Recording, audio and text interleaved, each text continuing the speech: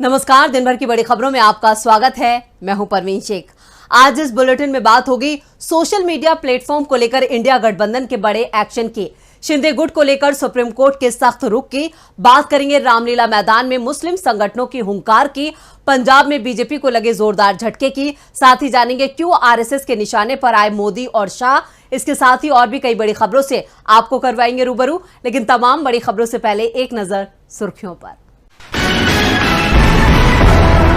MP में चुनाव से ठीक पहले बीजेपी को लगा जबरदस्त झटका, विधायक नारायण त्रिपाठी ने पार्टी और विधानसभा सदस्यता से दिया इस्तीफा। आप सांसद संजय सिंह को राउज एवेन्यू कोर्ट से झटका, 27 अक्टूबर तक न्यायिक हिरासत बढ़ाई गई। ज्ञानवापी में सील वजूखाने के एएसआई सर्वे की मांग पर सुनवाई टली, 19 अक्टूबर को होगी मामले की अगली सुनवाई।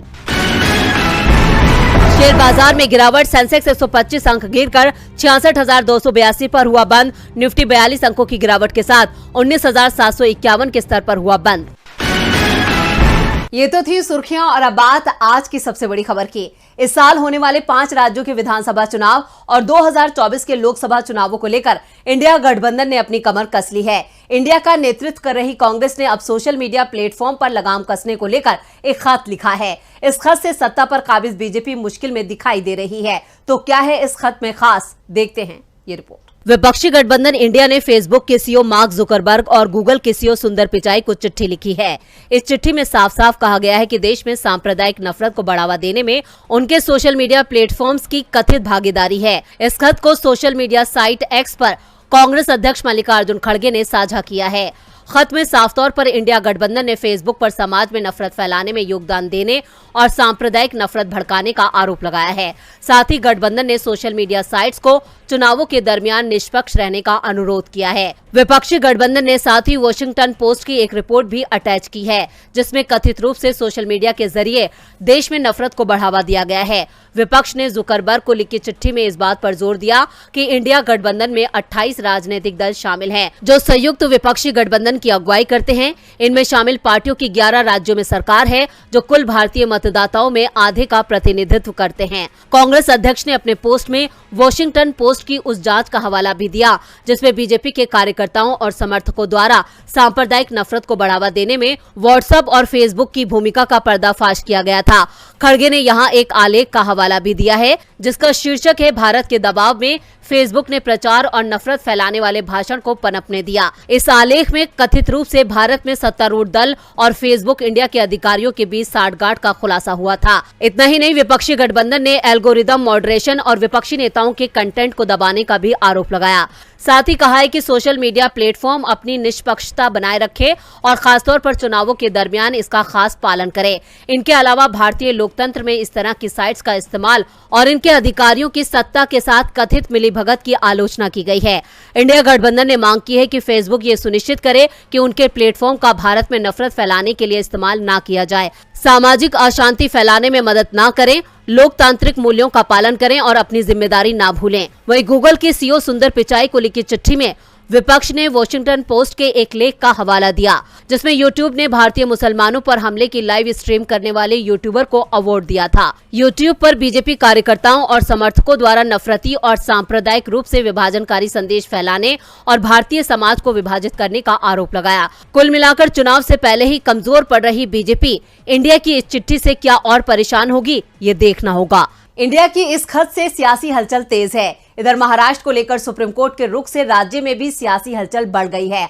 महाराष्ट्र के सबसे बड़े सियासी उलटफेर पर सुप्रीम कोर्ट ने तल्ख टिप्पणी की है। देश की सर्वोच्च अदालत ने स्पीकर से शिंदे गुट के विधायकों की अयोग्यता पर जल्द फैसला लेने के लिए कहा है, जिसके बाद राज्य में शिंदे सरकार पर आफत टूट पड़ी है। महाराष्ट्र की सियासत में जल्द बड़ा बदलाव देखने को मिल सकता है। सुप्रीम कोर्ट ने स्पीकर से शिंदे गुट के विधायकों की अयोग्यता पर अगले विधानसभा चुनाव से पहले फैसला करने के लिए कहा है। साथ ही देश की सबसे बड़ी अदालत ने ये भी कहा है कि अगर स्पीकर इस मामले में फैसला लेने में फेल होते हैं तो वो खुद फैसला सुनाएगी।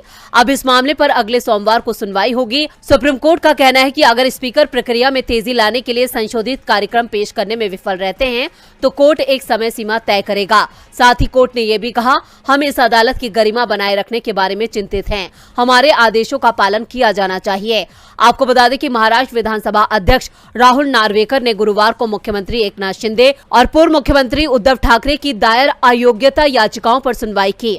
हालांकि शिंदे गुट ने अलग से सुनवाई की मांग की है। उद्धव गुट ने जोर देकर कहा कि याचिकाओं पर अलग सुनवाई की कोई जरूरत नहीं है, क्योंकि सभी याचिकाओं के पीछे एक ही वजह है। विरोधी पक्षों का प्रतिनिधित्व करने वाले वकीलों के मुताबिक स्पीकर नार्वेकर ने पहले याचिकाओं पर सुनवाई की प्रक्रिया शुरू कर दी थी, लेकिन शिंदे और 15 दूसरे विधायकों के खिलाफ अयोग्यता याचिकाओं की पहली वास्तविक सुनवाई गुरुवार को विधान भवन में हुई। पहले दिन की सुनवाई खत्म होने के बाद शिंदे गुट के वरिष्ठ वकील अनिल सखारे ने कहा था कि हर व्यक्ति जो अयोग्यता याचिकाओं में एक पक्ष है, उसे इसके बारे में कुछ न कुछ कहना है। इसलिए हमने सभी याचिकाओं को एक साथ जोड़ने की बजाय उनकी अलग अलग सुनवाई की मांग की है, जिसका उद्धव गुट ने विरोध किया है। शिवसेना यूबीटी की दायर सभी याचिकाएं उन विधायकों को अयोग्य ठहराने से जुड़ी हैं जो शिंदे गुट में शामिल हो गए। शिवसेना यूबीटी ने स्पीकर नार्वेकर पर अयोग्यता याचिकाओं पर फैसला लेने में जानबूझकर देरी करने का आरोप लगाया है। अब देखना होगा कि सुप्रीम कोर्ट के दखल के बाद नार्वेकर का क्या रुख रहता है। फिलहाल शिंदे सरकार संकट में जरूर दिखाई दे रही है। सुप्रीम कोर्ट की टिप्पणी से शिंदे सरकार दबाव में है। इधर देश का मुस्लिम समुदाय भी दबाव में है।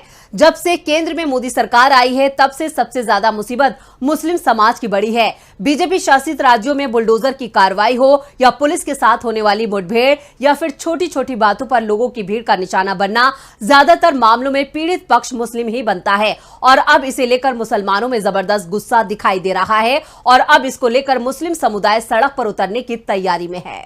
दिल्ली के रामलीला मैदान में मुस्लिम महापंचायत बुलाई गई है। तारीख का ऐलान हो गया है। 29 अक्टूबर को मुस्लिम समुदाय की महापंचायत होनी है। महापंचायत में उन मुद्दों को उठाया जाएगा जिसका सामना मुस्लिम समुदाय को पिछले 9 सालों से रोज करना पड़ रहा है।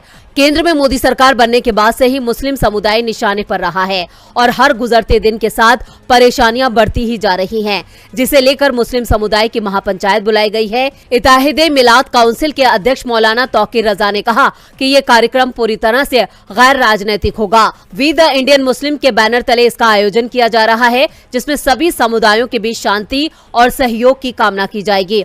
उन्होंने कहा कि देश में मुसलमानों की आबादी करीब 15% है, लेकिन अपने ही देश में मुस्लिमों को शैक्षिक, आर्थिक और राजनीतिक मामलों में पीछे धकेला जा रहा है। कई गुट मुसलमानों के बहिष्कार की बात कर रहे हैं। मुसलमानों को दबाया जा रहा है। उनके खिलाफ छोटे छोटे मामलों में भी पुलिस की बेहद सख्त कार्रवाई की जा रही है। उनके घरों और दुकानों पर बुलडोजर चलाया जा रहा है। रजा ने आरोप लगाते हुए कहा कि हमारी पहचान मिटाने की कोशिश हो रही है। हमें गुटों से ऊपर उठकर इस महापंचायत में हिस्सा लेना चाहिए। रजा ने कहा कि कार्यक्रम गैर राजनीतिक है, इसलिए इसमें किसी भी तरह की राजनीतिक बातें नहीं होंगी। बात सिर्फ हमारे समुदाय के मुद्दों की होगी। मुसलमानों को लगातार दबाया जा रहा है, जिससे मोदी सरकार सवालों में है। सवालों में तो पंजाब की बीजेपी इकाई भी है, जहां कांग्रेस ने बीजेपी के अंदर बड़ी सेंध लगाई है, जिससे बीजेपी परेशान हो गई है। क्या है पूरी खबर, देखते हैं ये रिपोर्ट। बीजेपी को लगातार झटके पर झटके लग रहे हैं। देश भर में उसके दिग्गज नेता पार्टी बदल रहे हैं और इस बार खबर पंजाब से आई है, जहां पार्टी के दिग्गज दलित चेहरे राजकुमार वेरका ने बीजेपी छोड़ने का ऐलान कर दिया। बीजेपी से इस्तीफा देने के बाद वेरका ने कहा कि मैंने बीजेपी में शामिल होकर गलती की और अब इसे सुधारने जा रहा हूं। मैं घर वापसी के लिए नई दिल्ली के लिए रवाना हो रहा हूं। लौटकर कांग्रेस के मंच से मीडिया से बात करूंगा। वेरका के साथ जीत महेंद्र सिद्धू, अमरीक सिंह समराला, रिढ़वा और जोशन भी कांग्रेस में वापसी कर रहे हैं। वेरका पिछले साल 5 जून को केंद्रीय गृह मंत्री अमित शाह की मौजूदगी में नई दिल्ली में भगवा पार्टी में शामिल हो गए थे। वो 2012 से 2022 तक अमृतसर पश्चिम निर्वाचन क्षेत्र यानी कि एससी से विधायक चुने गए। इससे पहले वो 2022 में वेरका सीट से विधायक चुने गए थे। वो पंजाब सरकार में सामाजिक न्याय मंत्री के रूप में कैबिनेट मंत्री का पद भी संभाला। उन्होंने कहा कि कांग्रेस छोड़कर मैंने साल भर पहले ये पार्टी ज्वाइन की, लेकिन यहाँ भेदभाव महसूस किया। बीजेपी में मुझे सम्मान हासिल नहीं हुआ। मुझसे गलती हो गई थी और अब मैं इसे सुधारने के लिए वापस कांग्रेस में आ रहा हूँ। मेरे बाद कई और कांग्रेसी नेता भी अगले कुछ दिनों में वापसी करेंगे। बीजेपी में समाज के सभी वर्गों को समायोजित करने में सक्षम नहीं है। ये सक्षमता सिर्फ कांग्रेस पार्टी में है। पंजाब बीजेपी को जोरदार झटका लगा है। इधर राजस्थान में भी बीजेपी को झटके पर झटके लग रहे हैं। राजस्थान बीजेपी ने जब से उम्मीदवारों की पहली लिस्ट जारी की है, तब से पार्टी के अंदर महाभारत छिड़ गई है। वहीं पूर्व सीएम वसुंधरा राजे सिंधिया की नाराजगी भी बीजेपी पर भारी पड़ती दिखाई दे रही है। तो क्या है पूरी खबर, देखते हैं ये रिपोर्ट। राजस्थान बीजेपी की गुटबाजी अब पार्टी पर भारी पड़ने लगी है। हर गुट को साधने के चलते बीजेपी में बड़ी बगावत हो चुकी है। पहली सूची में सिर्फ 41 नाम आए हैं, लेकिन 2 दर्जन से भी ज्यादा जगह पर उम्मीदवारों को जबरदस्त विरोध का सामना करना पड़ रहा है। वसुंधरा राजे सिंधिया की नाराजगी की खबरें भी चल रही हैं। विरोध प्रदर्शन के चलते बीजेपी को अपने 5 दिग्गजों को नाराज नेताओं को बनाने का जिम्मा सौंपना पड़ा है, लेकिन कोई भी उपाय काम आते नहीं दिख रहा है। इस बीच अब आरएसएस की भी तीखी प्रतिक्रिया ने बीजेपी को डरा दिया है। दरअसल आरएसएस ने भी अपने पदाधिकारियों की एक लिस्ट बीजेपी को दी थी, जिसमें कुछ लोगों के लिए टिकट की मांग की गई थी, जिसमें झोटवाड़ा विधानसभा सीट से संघ पदाधिकारी ने प्रताप भानु को टिकट देने की सिफारिश की थी। संघ नेताओं के कहने के बाद प्रताप भानु ने झोटवाड़ा में प्रचार के लिए पोस्टर छपवा दिए और घर घर जनसंपर्क भी शुरू कर दिया था। लेकिन बीजेपी ने वसुंधरा राजे के करीबी राज्यपाल और संघ के विश्वसनीय प्रताप भानु को दरकिनार करते हुए पूर्व केंद्रीय मंत्री राजवर्धन सिंह राठौर को अपना उम्मीदवार बना लिया। राठौर का क्षेत्र में जबरदस्त विरोध हो रहा है। संघ की ओर से जिन नामों की सिफारिश की गई, पहले सूची में उन्हें जगह नहीं मिली है, जिसके बाद से ही संघ के तीखे तेवर दिखाई दे रहे हैं, जो चुनावों में बीजेपी पर भारी पड़ सकते हैं। राजस्थान में बीजेपी बैकफुट पर है तो इजराइल को लेकर पीएम मोदी भी बैकफुट पर है। इजराइल और गाजा की जंग के बीच भारतीय विदेश मंत्रालय का एक बड़ा बयान सामने आया है। इस बयान से इजराइल और पीएम मोदी को बड़ा झटका लगा है। भारत ने साफ कर दिया है कि वो एक अलग और स्वतंत्र फिलिस्तीन राज्य का समर्थन करता है, साथ ही शांतिपूर्ण समाधान के लिए सीधी बातचीत की वकालत भी करता है। तो कैसे इस बयान ने बढ़ाई मोदी की मुश्किलें, देखते हैं ये रिपोर्ट। इजराइल और हमास के बीच आज जंग का 7वां दिन है। दोनों तरफ सैकड़ों लोगों की जान जा रही है। यूएन ने भी इस पर चिंता जाहिर की है और यूएन सुरक्षा परिषद बैठक में इस मुद्दे पर विस्तार से चर्चा हुई। यूएन ने कहा है कि इस जंग के नतीजे काफी घातक होंगे। इधर इजराइल और हमास की जंग को लेकर भारत सरकार ने भी अपना स्टैंड साफ कर दिया है। भारत सरकार ने कहा कि वो फिलिस्तीन के संप्रभु और स्वतंत्र राज्य की स्थापना के लिए लंबे समय से अपने समर्थन में विश्वास करता है।